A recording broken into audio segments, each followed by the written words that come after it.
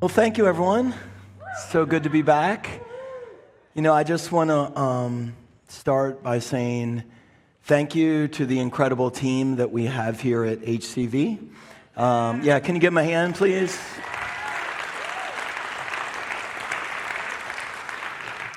I may have been gone for 3 weeks, but this place never missed a beat. I showed up to the backpack giveaway yesterday with no job, no agenda. I just walked around and no one knew who I even was. So it was incredible. I think I only had to answer one pastoral question, and I didn't even know how to answer that. So that means I must be doing something really good. But no, seriously, like Tracy said, thank you for all those that gave. Thank you to all those that served. There was many times yesterday that I just kind of stood in awe, probably going to cry. So. There's nothing like watching a little kid run down the hallway with a football backpack or a bluey backpack, and they're actually excited about going to school, and I thought, I always hated school. These kids love it. But it's just amazing to see the excitement on their face, and they think they show up just for a backpack, and then they're in the back of the campus jumping on moon bounces and eating hot dogs, and it's just never ending. But let me just encourage you, you are making a difference for God in this community, okay? And it doesn't need me to be around for any of that to happen, because you are the church.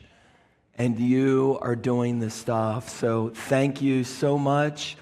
It was good to be away for a few weeks to get refreshed. And I'm invigorated. And I'm excited for all that God is going to do in your life this morning. So last Sunday, we kicked off a new series for the month of August called Questions Jesus Asked.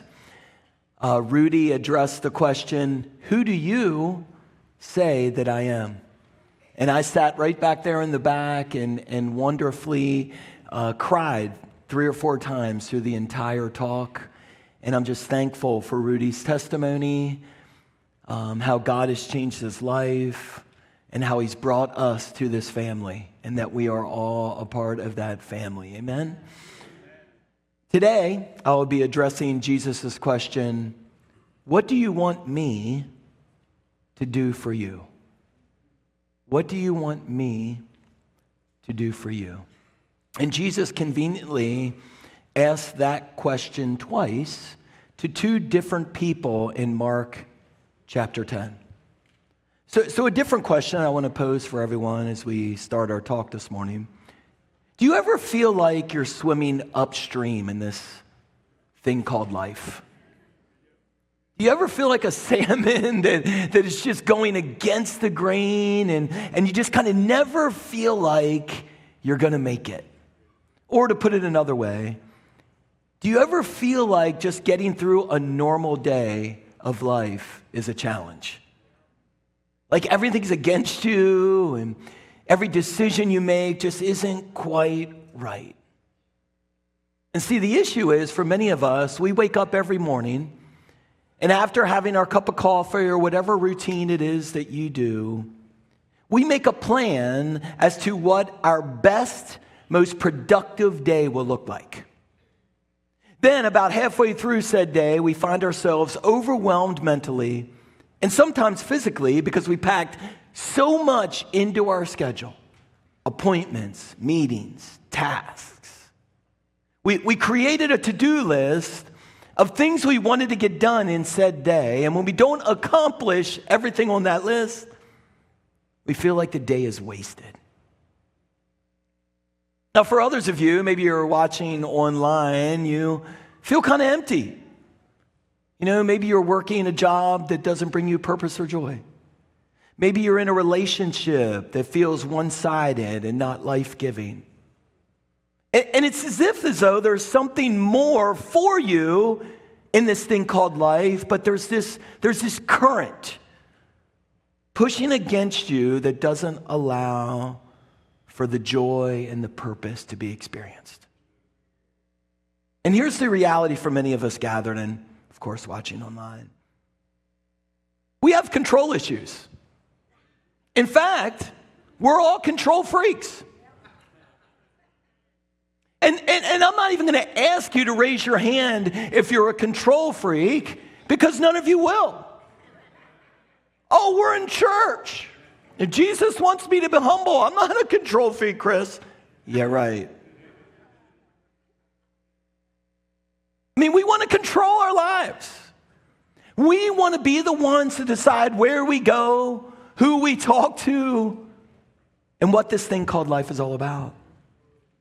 We want to control every aspect of our lives because when we're in control, we feel powerful.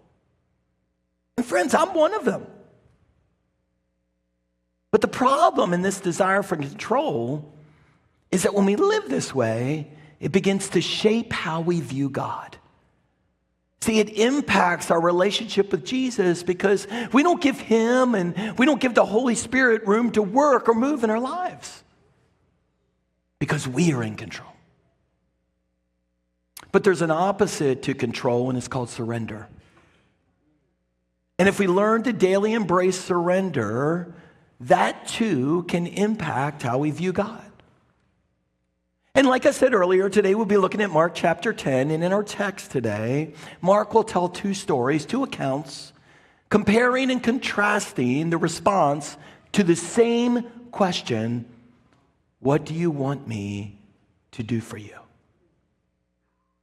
Friends, that's a huge question.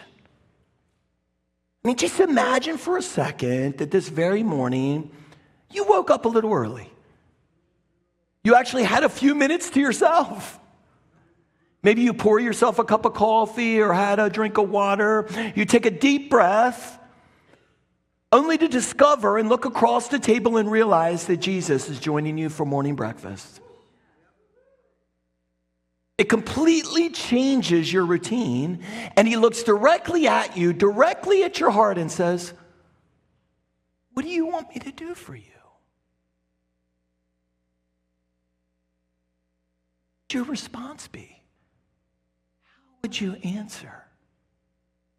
And see, what we're going to discover this morning is that Jesus asks the same question, uses the same exact words in two very different encounters that produces meaning about how we should be living our lives. So let's set the stage for what we're about to read. Jesus and his disciples, they're walking toward Jerusalem with a large crowd of people following. This is very near the end of Jesus' earthly ministry. And as they're walking, Jesus is teaching and reminding the disciples of what is about to happen to him. Now, unfortunately, they still don't understand the sacrifice that he has to make for humanity. After 3 years of sharing life with Jesus, the disciples believe that Jesus is going to be an earthly king. Now, the crazy thing is, Jesus knows what they're thinking. He knows the thoughts of their hearts. He not only knows their thoughts, but he knows Passion Week is coming. So he continues to teach them about serving others. What it means to be a living sacrifice, because after all, remember, the disciples, they're going to be the church. That is how the church would be started. So he pulls the disciples to the side and he begins to share what is going to happen to him in the coming days in Jerusalem. Now, for many people, for many of us, when we read the gospel accounts, we begin to think of the disciples as, are they just not very smart? Like it's not that hard, guys. Why can't you get it? And it's almost as if we judge them. But here's the reality. You and me, we identify a lot more with the disciples than we do Jesus. And you say, well, Chris, how do you know that? Well, while I was away on vacation, I was taking a walk on the beach. I had just done my devotionals, and I was going through the book of John. And at the end of John, John writes these words. All of the books in the world, think about all the libraries in the world, cannot contain all of the miracles and the good that Jesus did while he was here. And as I was walking on the beach, that thought kind of hit me right in the face, like, that's mind-blowing. 3 years. He did more good than all the books of the world can contain. So who do we identify more with? The disciples. Because if we're honest, just like I said in my opener, every day can be a struggle. So Jesus, he reveals to the disciples his plan for the redemption of the world. He looks at them. Remember, he pulled them aside. He says, I'm going to be taken into custody, beaten, die on the cross, and be raised on the third day. Pretty straightforward, right? Remember, he pulled them aside. They were in their little huddle. He's preparing them for what is about to happen. And this is how two of them respond, which leads us to our first thought. See, the desire for control is nothing more than pride. The desire for control is worth nothing more than pride. Mark 10:35. Then James and John, the sons of Zebedee, or as some of you know, the sons of thunder, came to him, teacher. They said, we want you to do for us whatever we ask. So you have these two brothers that just listened to Jesus say he was about to lay down his life for humanity. And their first statement out of their mouth is, hey, Jesus, we want you to do for us whatever we want. We want you to do whatever we want. And I don't know if there is a more prideful statement in the entire Bible than these two guys walking with Jesus saying, hey, I know you're the Messiah and all, but I have this list of wants. Let's talk about them. And yet here they are. As they're walking along, that's what they say to Jesus as he was preparing to suffer and die for all of humanity. And listen, we can make fun and judge and call these two out because of the question that they just asked. But if we really look at it, at least they were honest. We need to celebrate their honesty. We need to celebrate that we can come before God and reveal to him all of our imperfections, all of our negativity, all of our struggles, because we must remember Jesus' question. What do you want me to do for you? And we must realize that James and John, they unfortunately had this genie mentality with Jesus. And for many people in today's American church, we have it too. We give our life to Jesus. We're promised this abundant life. We're in the relationship with the God of the universe. And there are times that we want to leverage that relationship. And this is simply what James and John are doing. They were experiencing a once-in-a-lifetime opportunity. And they were trying to leverage their relationship with Jesus to benefit themselves. And I wonder, have you ever tried to do that? Have you ever come to God in prayer and have this list of wants? Hey, God, I really need you to make this happen. Hey, God, I need this breakthrough. I need this freedom, God. Then we sprinkle in the needs of others. Oh, yeah, God bless so-and-so and meet their needs. And then, bang, we're back with what we need. That, unfortunately, is a genie mentality toward God. We're trying to leverage our relationship with him for our benefit and for our selfish ambitions. And these two disciples, they wanted to control their destiny. They were trying to determine what their life would look like. So what they really desired was not Jesus. They desired to have control. And at the very heart of control is what? It's pride. And they were looking at Jesus saying, hey, I want you to do whatever we want. In other words, hey, Jesus, I know what is best for our lives. You are here to give us what we want and what we need. And dare I say, control is simply a mirage. And friends, I'm not talking about the famous hotel in Las Vegas that many of you thought about, okay? You heathens, right? I'm talking about a real mirage, right? an optical illusion caused by an atmospheric condition, the appearance of water in a desert or on a hot road, right? This is often seen in the cartoons that I grew up with. Anyone remember Bugs Bunny? I grew up watching Bugs Bunny. And I still remember the scene when he's in the desert and he's trying to survive and he's tired and he's weak and he looks up and he sees a water with a palm tree. I'm not sure where the palm tree came from, but there's water. And he's excited and he starts running for it and he jumps into it only to jump into sand. And I still remember him drinking sand. See, we have to realize control is just a mirage. And if we continue to try to control our lives, friends, this is what it's going to look like. Check out this cartoon I found.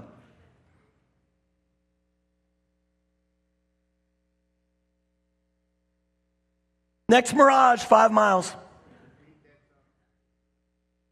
We become exhausted looking for the next mirage. And you say, Chris, what's that mean? Looking for the next thrill. Looking for the new job, looking for the raise, looking for ambition, looking for that right relationship. And we crawl and we walk and we press on. And friends, we become exhausted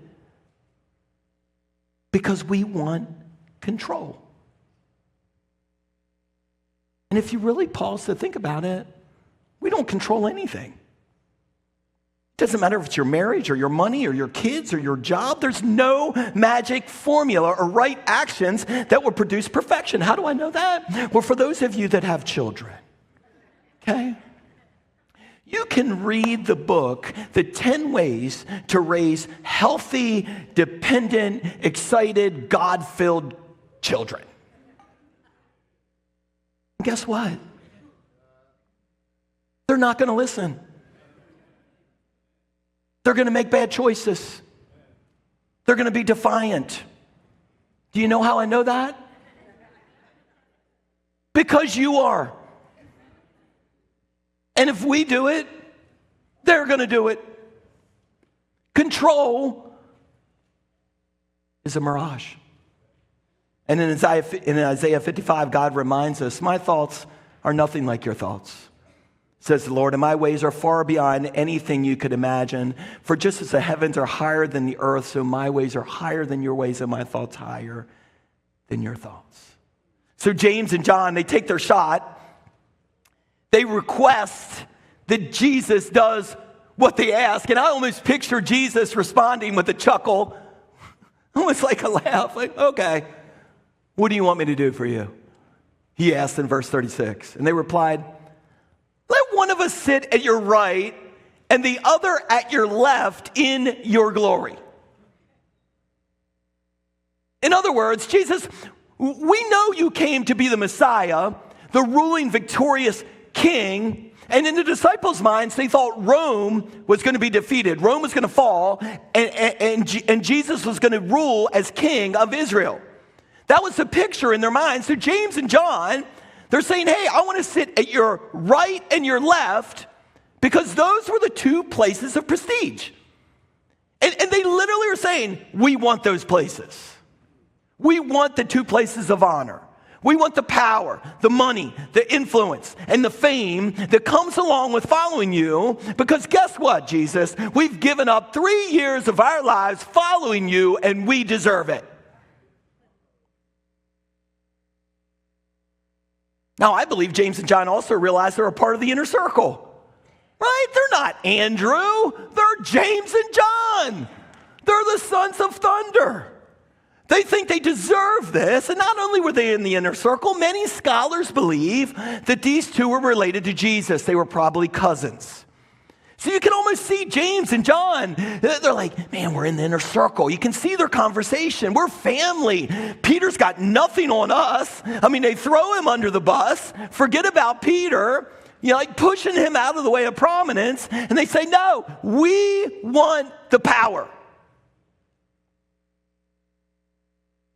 See, here's the reality, church. If all of us paused and reflected on our lives for a minute, we can all relate.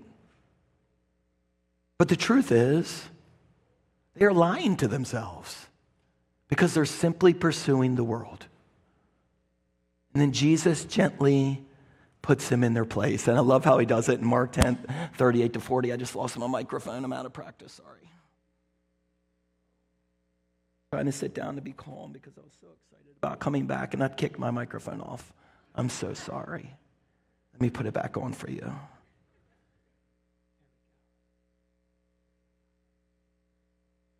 Sit down again. I have a lot of excitement when I get back from vacation, so I'm trying to just put a lid on it. See, the truth is with James and John, they were living for themselves. They were pursuing the world. And notice Jesus' response. You don't know what you're asking, Jesus said. Can you drink the cup I drink and be baptized with the baptism I'm baptized with? And in their ignorance, of course, they were saying, oh, yes, we can.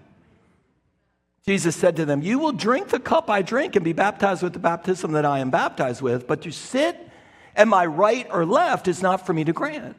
These places belong to those to whom they have been prepared. So Jesus looks at them, sighs, and says, you don't even know what you're asking. You don't have all your information correct. You know those dots you think you're connecting, you're not even close. You are answering and asking questions that you cannot answer. And when Jesus points to his cup and his baptism, he's talking about his suffering and his death. I mean, look at Mark 14:36, just a couple of verses later. Abba, Father, he said, everything is possible for you. Take this cup, this suffering, this death from me. Yet not that I will, but what you will. So when he's referencing the cup and the baptism, he's pointing to the suffering and the death that he would experience. And he's explaining to the two brothers that you don't get it. But in the future, this is how you will die. Both of you will be persecuted, suffer, and die. And we discover in Acts chapter 12 that James is in fact the first disciple that is martyred for his faith. And John, of course, is exiled on the island of Patmos as a prisoner for most of his life, where he would eventually die. Now, here's the crazy thing, friends. We can't just single out James and John, which leads us to our next thought. Humanity pursues power and status. Listen to the other 10 disciples' response. Mark 10:41. When the 10 heard about this, they became indignant with James and John. In other words, the other 10 were frustrated and mad because James and John asked the question that they wanted to ask. They were jealous because James and John actually spoke out loud what they were thinking in their head. And this is the human condition. We're constantly focused on how we can make our lives better, how we can get ahead of someone else. And I love how Jesus meets our human condition with patience, gently challenging us with the true meaning of life. Listen to Mark 10:42 to 45. Jesus called them together and said, you know that those who are regarded as rulers of the Gentiles lord it over them, and their high officials exercise authority over them. Not so with you. Instead, whoever wants to become great among you must be your servant, and whoever wants to be first must be a slave to all. For even the Son of Man did not come to be served, but to serve and to give his life as a ransom for many. See, Jesus meets their failure with gentle teaching and correction. Friends, that's the mark of a true shepherd. Right? He wants their faith. He wants their relationship with him to grow, their understanding to develop. He says, I know the world tells you every day, church, that it's all about power and prestige and success and status and worth and fame. But not so with you. Church, you're called to be different. He says the first will be last. And then he points to himself and he says, even the Son of Man came not to be served. In other words, God came into this world not to be served, but to serve and to give his life for all. And dare I say, it's very important for us to remember Jeremiah 17:9. The human heart is the most deceitful of all things, desperately wicked. Who really knows how bad it is? Now, the cool thing about this story is that Mark quickly contrasts this encounter with the disciples, this prideful, self-focused request, with the story of blind Bartimaeus, which leads us to our next thought. See, submission is humility. Submission is simply humility. Remember, Jesus just challenged his disciples to live with humble hearts. Then in Mark 10:46-48, we read, then they reached Jericho. And as Jesus and his disciples left town, a large crowd followed him. A blind beggar named Bartimaeus was sitting beside the road. So Jesus and the disciples, they walked through the city of Jericho, and on the outskirts of the city is typically where you would find beggars. In other words, people who could not enter the marketplace or the temple because of their condition, their physical condition. They were unclean. People who could not earn a living on their own, and they were forced to live on the outskirts of the city, and as travelers came through the city, they would beg for money. Now, many people don't realize they would actually earn a pretty decent living because in the Jewish faith, it was a sign of righteousness to give money to the poor, to the beggars that were in need. Jericho, of course, is a very wealthy town. It was on the route to Jerusalem, had excellent climate year-round, so many beggars, the outskirts would have been filled with beggars. And when Jesus came through Jericho with his disciples, remember, there would have been a buzz, an excitement, a large crowd following. Word would have gone out. Jesus is coming. Jesus is coming through town. And though Bartimaeus did not see Jesus, he would have heard about all the miracles, and he would have heard about all the good that he was performing. And let's continue. When Bartimaeus heard that Jesus of Nazareth was nearby, he began to shout, Jesus, Son of David, have mercy on me. Be quiet. Many of the people yelled at him, but he only shouted louder, Son of David, have mercy on me. Right? He finds out Jesus is walking by, so he begins to cry out. He begins to scream, have mercy on me. And see, Son of David is a messianic term, so Bartimaeus understands who Jesus is. And in his desperation, he cries out as loud as he can. Now, everyone around him, imagine the crowd. I believe even the disciples. Think about how the disciples interacted with children. They're looking at him like, shut up! Don't you know this is Jesus? And you can almost picture it. The crowd is indignant. Why are you screaming? But this man, he needed that mercy. He needed that grace, that healing. So he cries out. And you can see it. It's the same heart as the tax collector in Luke 18:13. But the tax collector stood at a distance, didn't even lift his eyes to heaven, and he prayed instead. He beat his chest in sorrow. God, be merciful on me, for I am a sinner. See, contrasting the disciples, Bartimaeus enters this relationship with Jesus, this encounter with Jesus, with a heart of what? Submission. And the crazy thing is, he's not even crying out for his sight to be healed. He doesn't ask to be healed again. I want you to heal my sight. He's crying out, have mercy on me. Friends, that's a heart of submission. If the very core of control is pride, the very core of submission is humility. And Bartimaeus, he finds himself at a place of humility, modeling for us that Jesus wants us to have this same attitude toward life. That, friends, when we wake up every morning, we don't have to be self-sufficient. We don't have to make the best plan, but we can be God-sufficient. And as the man cries out to Jesus, he acknowledges him. Notice Jesus says, Mark 10:49-51, Jesus heard him. He stopped and said, tell him to come here. So they called the blind man, the same men, the same people that are telling him to shut up. Now they're like, oh, cheer up, come on, he's calling you. So Jesus, now think about this. He's on the way to the cross. He's about to experience the triumphal entry of Palm Sunday.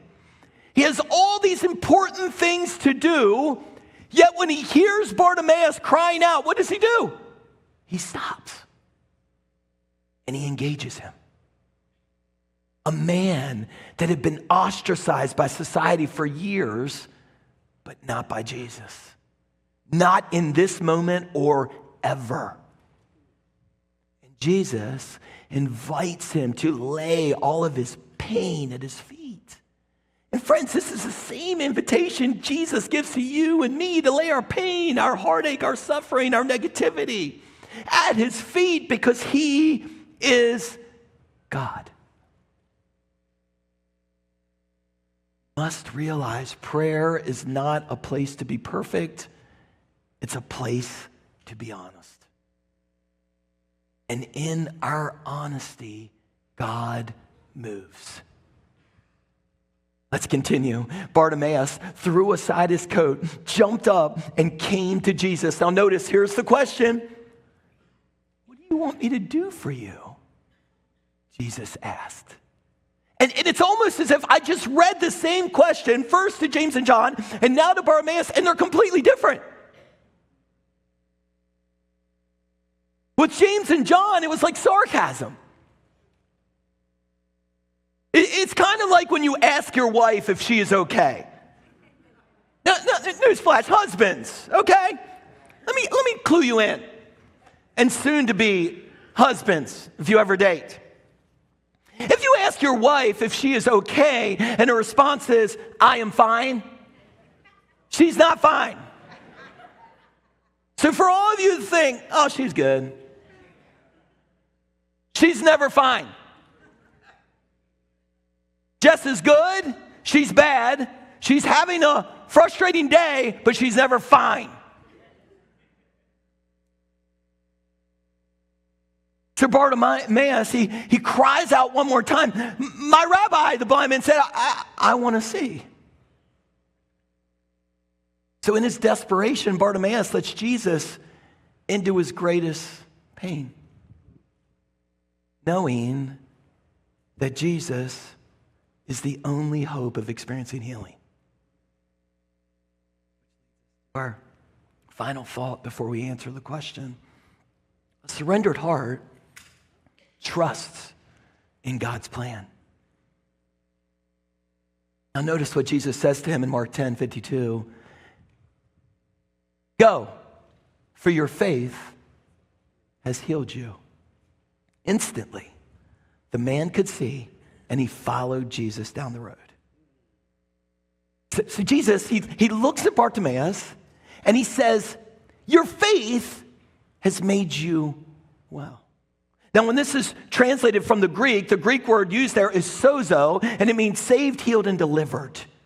And what Jesus is saying to this man is, this is a complete healing. It's not just your sight. Your faith in Jesus has a healing effect on his entire body, on his outlook of life. It's a holistic healing that Jesus offers each of us as we walk through this thing called life. This man received his healing, right? He could have grabbed his stuff, high-fived Jesus, said thank you, returned to his family and friends. He could have got a job making good money, but what does he choose to do? He chooses to follow.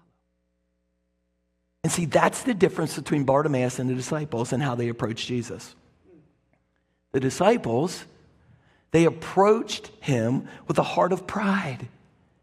But Bartimaeus approached him with a heart of what? Submission.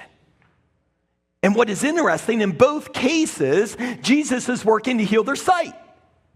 Like many people don't see that. With Bartimaeus, it's easier to see because Jesus healed his what? His physical sight. But the disciples, he is trying to heal the sight in their hearts. He wants their hearts to be healed, their outlook on life to be healed. He's trying to get them to see that you're focusing on the wrong things.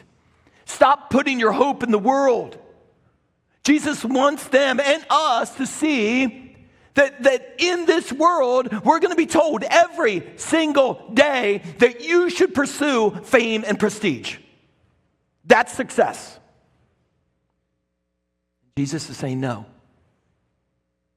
The key to life is humility and submission. And when you walk in that, you will experience abundant life. And in both cases, we see what is inside of them will eventually come out. The disciples, they were full of what? Pride and control. They wanted to tell Jesus what was best. We see this because eventually it comes out, right, that 11 of the 12 disciples abandon Jesus when everything goes wrong. Only John was present at the crucifixion of Jesus. The other 11, gone. But when Bartimaeus receives his sight, all he wants to do is follow. His only expectation was that Jesus was someone that gave him mercy. See, he was full of humility. And I want to challenge you that control always leads to disappointment because we try to tell God what is best for our lives. And he looks at us and says, you don't have all the information. You don't know what tomorrow will bring. But a surrendered heart leads to a trust that God will trump all the world has to offer. I love how God calls himself the great I am in the Old Testament. We read this in Exodus 3:14. God replied to Moses, I am who I am. Remember, Moses asked him, what do I tell the people? What is your name? Say this to the people of Israel, I am has sent me to you. And I believe, church, that God wants us to begin to refer to God as I am. And you say, why? Because when God is I am, then we are not. And life is so much more easier when we allow God to control our lives. When we get out of the way and daily offer it to him. Here's my plan, God, is it best?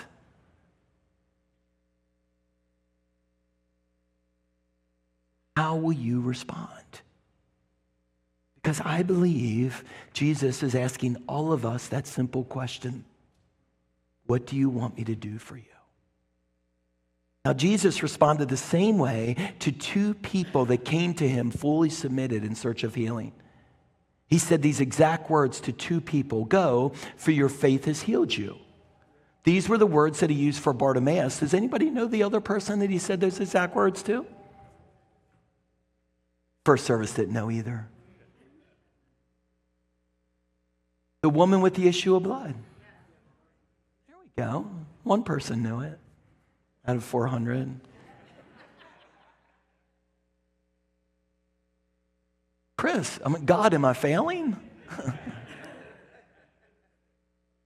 The woman with the issue of blood.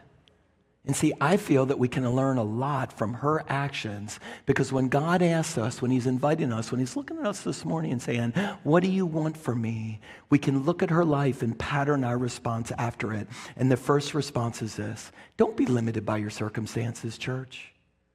A woman in the crowd had suffered for 12 years with constant bleeding. She had suffered a great deal from many doctors, and over the years she had spent everything she had to pay them, but she had not gotten any better. In fact, she had gotten worse. Don't let your past or society's restrictions define your future. Remember, in those times, women were considered unclean for being on their period. So a woman with such a large medical condition would literally have been ostracized by everyone within her community, including her family. They wanted nothing to do with her. She would have been on the fringes of society. However, the Bible says that prior to her encounter with Jesus, she had spent her savings trying to seek out a cure for her ailment to no avail. See, oftentimes it's taught that this woman was poor and forgotten. This woman wasn't poor. She was wealthy. Well-to-do, in fact, because she spent all of her earnings trying to heal her medical condition. She is willing to do whatever it took to receive her healing.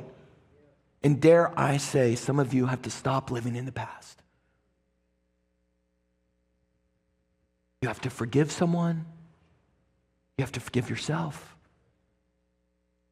You have to choose to move past the restrictions that society says that you are doing wrong. And the only way to do that is to go against the grain, which leads us to our next step. Be audacious. Everyone say audacious. Isn't that a cool word? I love it. She had heard about Jesus, so she came up behind him through the crowd and touched his robe. So she thought to herself, if I can just touch his robe, I will be healed. Immediately the bleeding stopped, and she could feel in her body that she had been healed of her terrible condition. See, this woman made up her mind that she was going to seek Jesus and claim her healing. Not by asking him, but by touching the hem of his garment. And the crazy thing is she was doing this because she knew she was breaking the law. Just going out in public means that she had to hide and maintain a low profile, in fact, be anonymous, because she would have been ostracized. And as she was going to find him, there was such a large crowd that she had to still crawl and push and move people out of the way just to get close enough. And once she did, she touched his garment, she was healed. Now listen to these two different definitions. Unorthodox or non-traditional is defined as not conforming to the rules, traditions, or modes of conduct as of doctrine, religion, or philosophy. The status quo is defined as the existing state or condition. So when people upset the status quo, they're literally going against the normalized patterns of society. They're railing against, well, this is how it has to be done. And if the woman with the issue of blood had accepted the restrictions placed upon her, she wouldn't have received her healing. If the woman with the issue of blood had allowed her failures from the past attempts, remember, she spent all of her money trying to attain her healing, she would not have obtained her blessing. She comes to Jesus, failures and all, and she says, I won't be stopped. You have to be audacious. Which leads us to our next step. You have to have faith. Jesus realized at once that healing power had gone out from him, so he turned around in the crowd and asked, well, who touched my robe? Now, here's the disciples again. Look at the disciples. Look at all these people. What do you mean, who touched you? They still don't get it. They're still focused on themselves. But Jesus kept on looking around to see who had done it. Then the frightened woman, trembling at the realization of what had happened to her, came and fell on her knees in front of him and told him what she had done. Notice what he says to her. Daughter, your faith has made you well. There it is. Go in peace. Your suffering is over. Tells the woman that her faith in God healed her. And that God is moved to action by what? Our faith. And the same goes for Bartimaeus. What did Bartimaeus do? He screamed out, have mercy on me. And his faith healed his sight. Which leads us to our final step, friends. We learn from the woman with the issue of blood that we have to reach out. She had heard about Jesus, so she came up behind him through the crowd, touched his robe, for she thought to herself, if I just touch his robe, I'll be healed. And this woman's story can teach us to reach out to Jesus for help with any issue, church. Doesn't matter what you're facing, your pride, your anger, your divorce, your relationship, your brokenness, your children, your financial issues, your drug addictions, your pornography addiction. God can set you free. Are you willing to reach out? Are you willing to be different? Because the last time I checked, for some of you, if this is your first time here, we love you, your family. If you've only been here a couple weeks, we love you, your family. I've never met you. My name's Chris. I'm a pastor here. But one thing you're going to quickly learn with me being around is that this church is not traditional. And we believe in going after Jesus. And we believe in reaching out to Jesus. And we believe it's okay to shout, "Have mercy on me!" It's okay. But for some of you, you get caught up in the traditions of the way church should be. And God says, no, be free. Reach out and receive your healing. I mean, listen to Isaiah. Listen to Isaiah. For I am about to do something new, church. I have already begun it. Do you not see it? I will make a pathway through the wilderness. I will create rivers in a dry wasteland.